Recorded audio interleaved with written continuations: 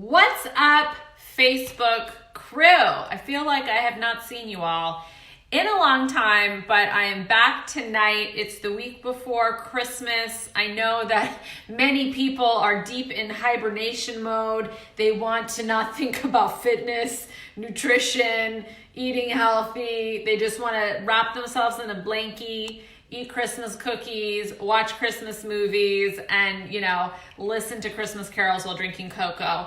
I get it. I'm right there with you. So tonight, though, we are going to talk about why I don't believe in the concept of maintenance. What's happening with my headscarf here? By the way, this headscarf is from Bella Box ATX, which is an amazing subscription box service.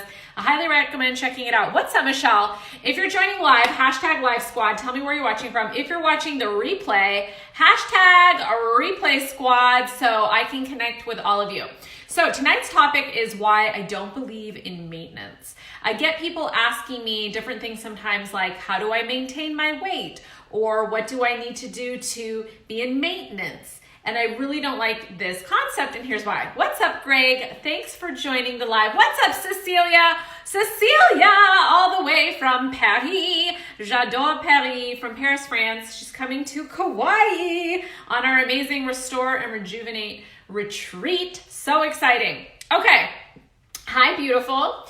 Okay, so why don't I believe in maintenance? So what does the word maintenance really mean? So maintenance means to preserve something or someone. It means to keep it in good condition. So, what are things that we maintain? We maintain our car, we maintain our home, we maintain, our appliances, things like that. It's things that tend to break down unless you give them some type of care. And what's up, Ainsley? Oh my God, on the Facebook crew, I missed you.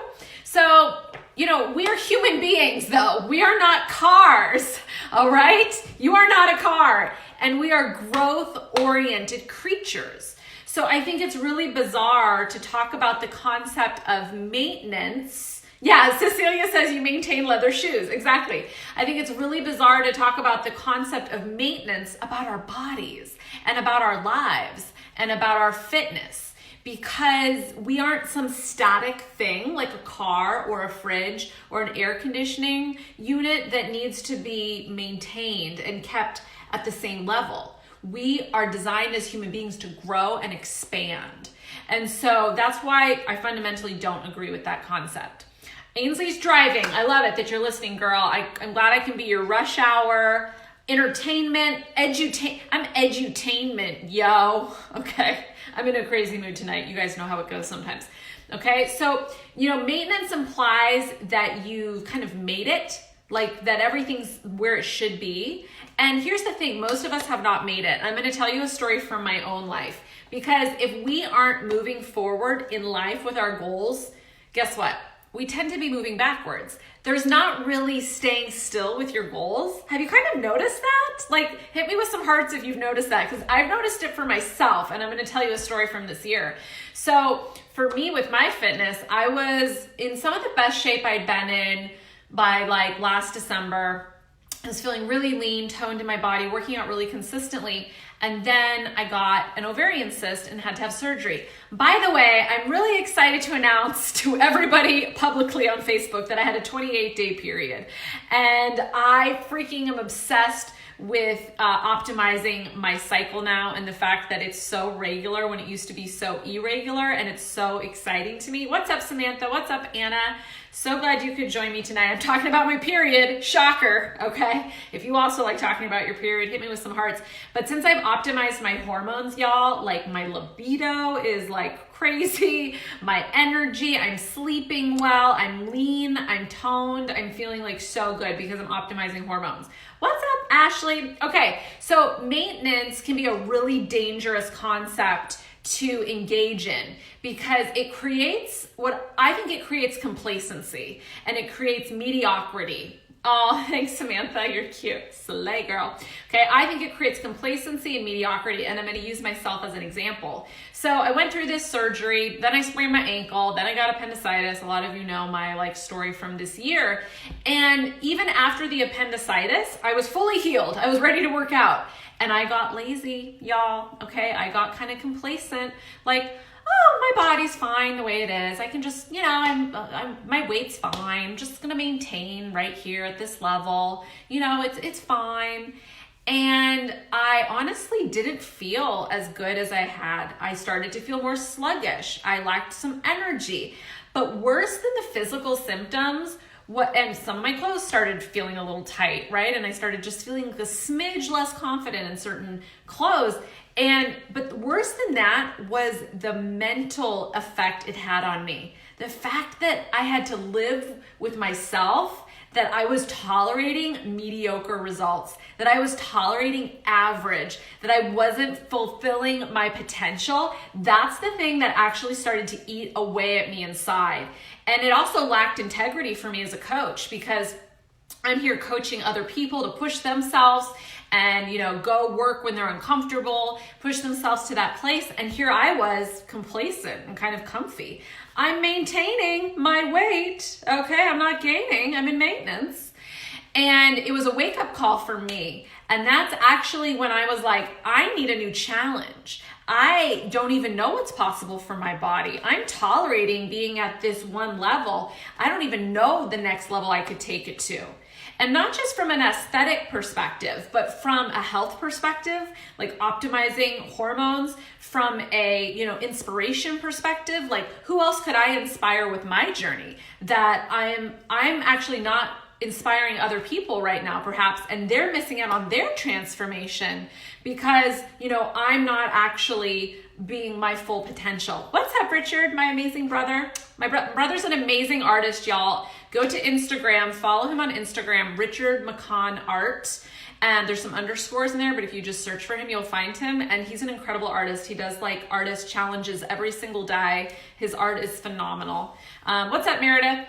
So I realized this about myself, and that's when I started committing to a new fitness program. I had never done a bodybuilding, strictly weightlifting program, which is what my clients do. They do a little bit of cardio too, but a lot of stair climber. Booty gains, we all about those booty gains, okay, in our program. But I started doing my own program, and I had to get myself up in the morning to go to the gym, and I didn't feel like it, and it was early and it was dark, and now it was winter and blah, and I'm self-employed. I should be able to wake up whenever I want, right? But what I realized was I was tolerating this laziness in my mind, and I was tolerating mediocrity, and I was tolerating average, and that's not who I am, and it's not who you are either. And your mind will trick you because the ego wants you to stay comfortable, wants you to stay in your comfort zone. That's what it knows. It's comfortable there. And actually, people don't realize this, but people have mental barriers to achieving the body of their dreams because a lot of times it's actually scary. People don't realize that when you look your best self, you're going to get more attention from perhaps the opposite sex, maybe the same sex. You're just going to get more attention in general. You might open yourself up to critique or whatever, and you're going to have that to navigate as well. So the point is that there can be these hidden barriers. So that's my story. And so we can get real complacent real quickly, y'all. And it's so easy to tolerate. Have you noticed how easy it is to tolerate success at a certain level? If you've hit a level of success in an area of your life, my brother was talking a little bit about his art, it sounds like. He says, if I don't feel like I'm constantly getting better, I feel like I'm sliding back. Exactly. Because you really are. If you're not moving forward, you are probably moving backward. That's what happened to me with my fitness this year. I wasn't moving forward, and I thought I was maintaining, but I was actually sliding backwards. And so this is why it's so important to constantly be setting new goals for ourselves. Here's the thing. If you're on a weight loss journey, you're going to at some point hit your goal weight, okay? Guess what? Your fitness journey is not over. I've been at my goal weight for 2 years or something. So it's not about maintaining my weight anymore. That's boring. That's easy. That means I'm going to lose fitness. That just maintaining my weight doesn't mean anything. So it's about setting a new goal for myself. Like, can I transform, my physique? Can I get stronger in the gym? Can I squat 1.5 times my body weight? Can I regain my core strength? So, for me, when I'm in the gym, I'm training for the day that I'm 85 or 90. I want to be able to carry my own groceries. I want to be able to go for a hike. I want to be able to get up off the toilet by myself. As an ER nurse, God, it feels like eons ago that I was a nurse now, y'all, because I'm so happy with what I'm doing now, transforming people's lives. A new lady joined our tribe today, and I'm so excited to help her transform herself. And, it's where I'm meant to be. But gosh, thinking back to nursing and like having to help somebody who's so frail, they can't even stand up off a bedside commode.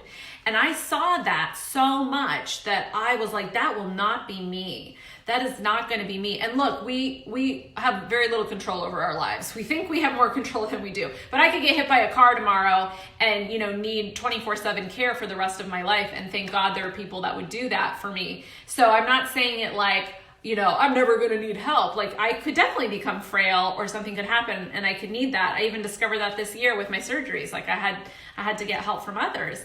What's up, Chad? But the point is that, if you are not moving forward, you're probably staying right where you are and going backwards. And that's what we want to avoid. So, fitness, once you've reached your goal weight or whatever, even your physique, fitness becomes about a mental transformation.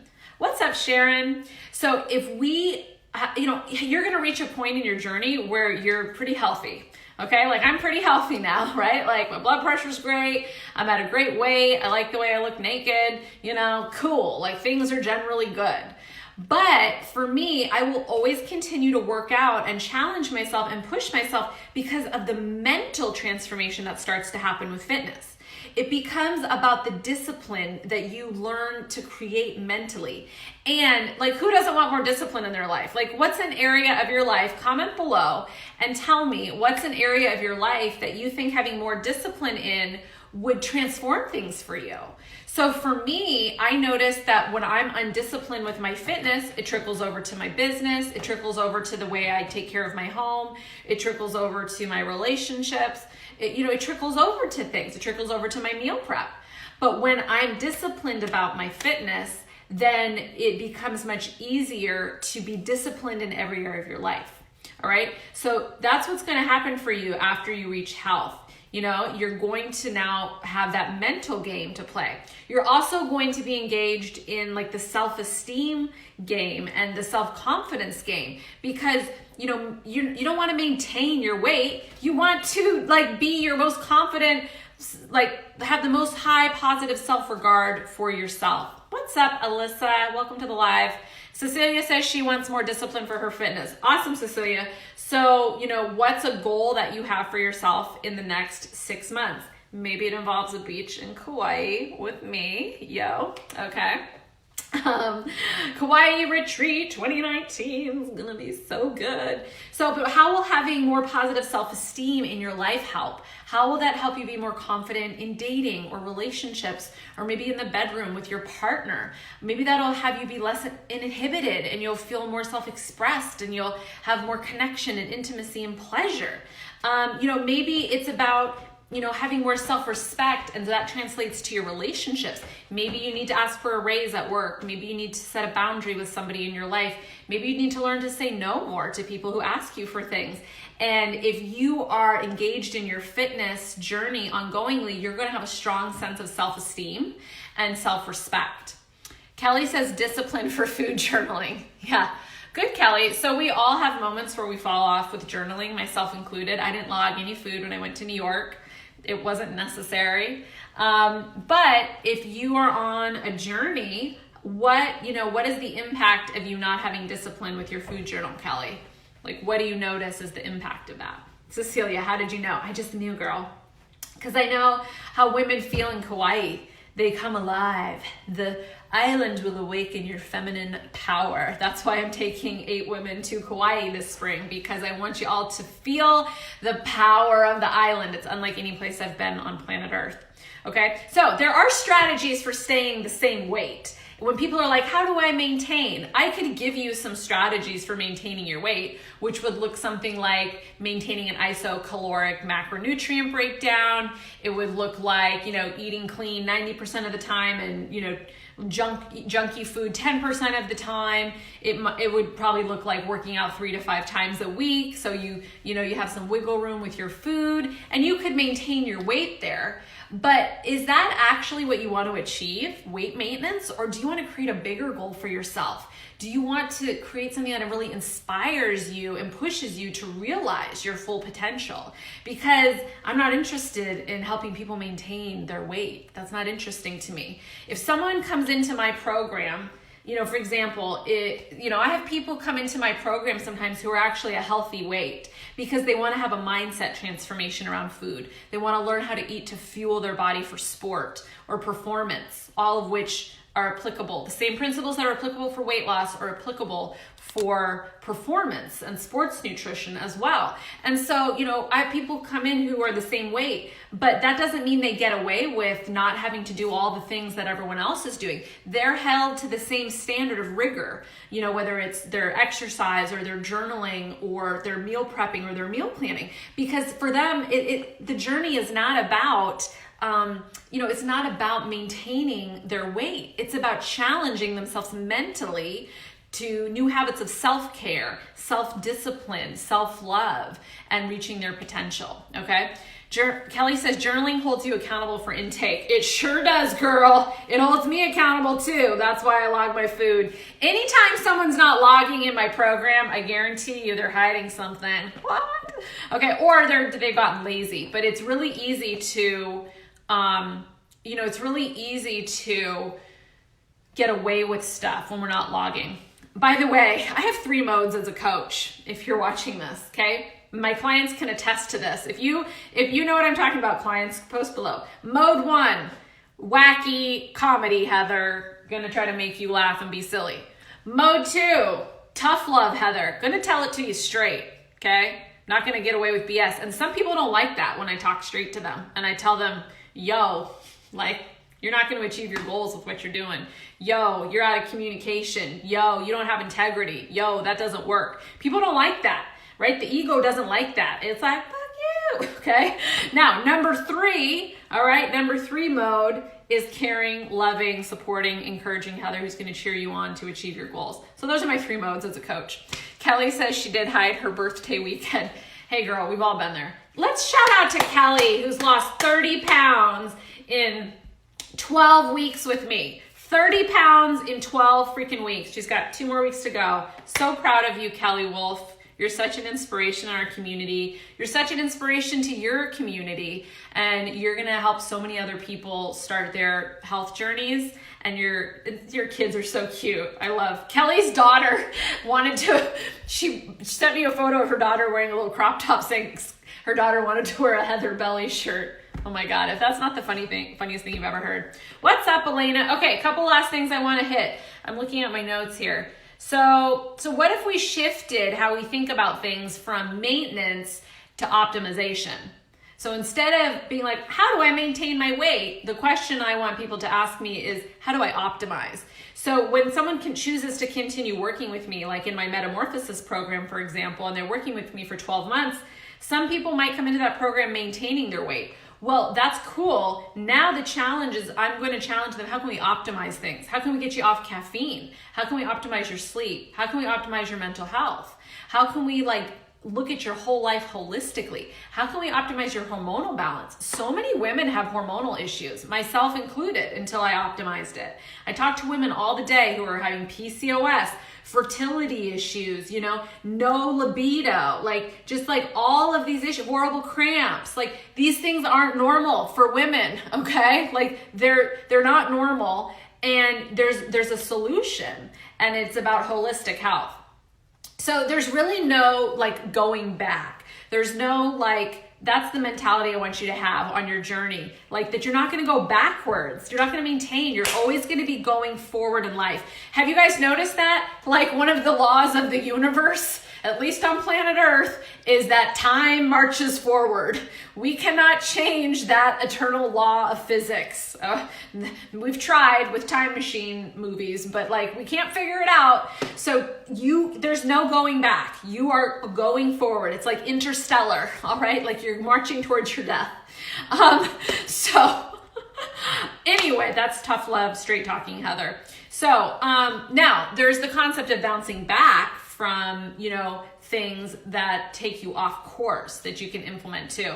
I'm actually going to be doing a 7-day bounce back plan starting January 1st in my private Facebook tribe. Anybody can join the tribe if you're a woman. So if you're interested in joining our 7-day bounce back plan, you can message me directly or comment below bounce back and I'll get you added to the group. If you're already in the group, then you'll get all the goodies. I was working on the meal plan today. It's really cool because it's not just a meal plan. There's a theme for each day for you to think about. And so it's a more holistic approach than just like eat more broccoli today.